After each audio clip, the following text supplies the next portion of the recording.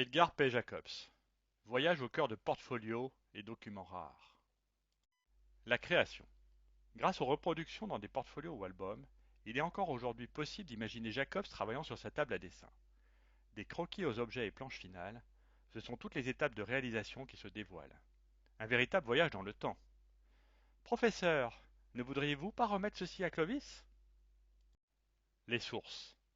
Alors que les 80 ans de Blake et Mortimer se fêtent cette année, c'est grâce à des productions de ce type que les traits de Jacobs se transmettent encore à ses fidèles lecteurs. Pour se repérer, chaque document sera accompagné d'une icône de l'album ou portfolio dont il provient.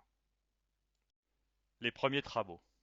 Avant Blake et Mortimer, Jacobs ne cessait de dessiner. Avant la guerre, le baryton du 9e art illustrait pour des opéras. Faust restera son préféré.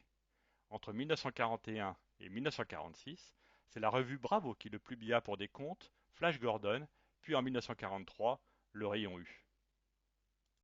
L'arrivée de Blake et Mortimer. Pour créer sa série, Jacobs commença par les noms. Blake, Blin ou Trevor. Mortimer, Macpherson ou Judson. L'Espadon ou le Swordfish. La face de la série aurait pu être changée. Les maquettes étaient indispensables pour dessiner. À une époque où les planches étaient un outil de travail, elles pouvaient être découpées et remontées. L'Espadon. Qui dit album mythique, dit planche mythique. Dès les premiers crayonnés, la précision de Jacobs est incroyable.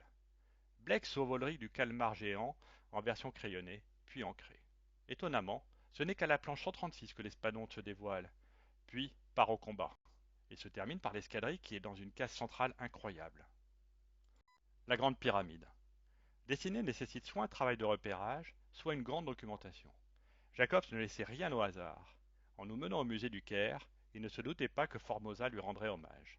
Quand le cheikh dit à Ulrich qu'on ton nom ne soit plus, c'est la suite de la série qui naît. Puis, par le récit du cheikh, Jacobs nous plonge dans l'Égypte antique. La marque jaune. L'Espadon, la pyramide, la marque jaune. Jacobs enchaîne les albums qui resteront mythiques. Une nouvelle fois, ses travaux de recherche sont méticuleux. Quand Guinéas Peak pénètre dans l'appartement de Park Lane, c'est la jonction avec la scène du cheikh qui se fait. Avant de s'enfuir, le M est tracé. Plus jamais il ne sera oublié. L'Atlantide. Plan d'accès, travaux sur les volcans, Jacobs retourne dans les légendes du passé. Pour sa localisation, il s'inspire de Platon et de la carte de Georges Poisson, mais se trompe en positionnant l'Amérique du Sud au nord. Dans l'Atlantide, Blake et Mortimer doivent affronter l'hostilité de l'environnement, et Jacobs innove encore avec ses vaisseaux. SOS Météore. Ce qui frappe dans SOS Météore, c'est l'incroyable capacité de Jacobs à retranscrire une ambiance diluvienne. Il faut attendre la page 14 pour que la pluie cesse, mais l'eau est partout. Ensuite, la neige prend le relais. Le ciel est sombre, les couleurs reflètent cette ambiance de fin de monde. Les voitures glissent et se retournent, l'action est omniprésente. Le piège diabolique. Pour bâtir un récit multitemporel, un tableau mural pour se repérer était indispensable. Mortimer est presque seul dans cette aventure où il part à la découverte du temps et de lui-même. Plongé dans l'action, une terrible explosion termine le récit. Jacobs excelle une nouvelle fois dans la science-fiction et le chronosgraphe est une sacrée invention. L'affaire du collier. Une grande partie de cette aventure se passe en intérieur et en sous-sol. Comme à son habitude, les onomatopées sont présentes, et Ulrich est au centre de l'intrigue. Finira-t-il par remettre la main sur le collier? Ce qui marque dans cet album, c'est l'utilisation de la lumière. Ces lampes de poche sont un fil conducteur permanent. Quelle mise en scène! Sato. Jacob avait façonné lui-même cette sculpture de Kim, l'assistant de Sato.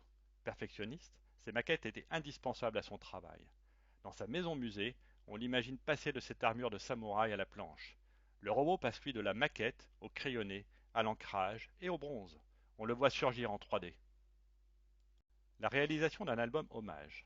Par ses lettres, Jacob nous laisse une trace de son organisation et ses volontés. Derrière cet album 30 ans de bande dessinée, réalisé par Alain Littet, on voit sa patte. Le fil de sa carrière se matérialise avec ses photos d'Evany, le photographe du Lombard, qu'il avait lui-même fourni. D'autres albums. Pour consulter ses planches, croquis ou documents sur Jacobs, des dizaines de livres existent. D'un format plus petit que les portfolios, ils offrent néanmoins un bel aperçu de son travail. Depuis 1981, régulièrement, ce type d'ouvrage paraît pour mieux expliquer son œuvre. Depuis 2012, les albums du maître sont réédités dans leur format du journal Tintin.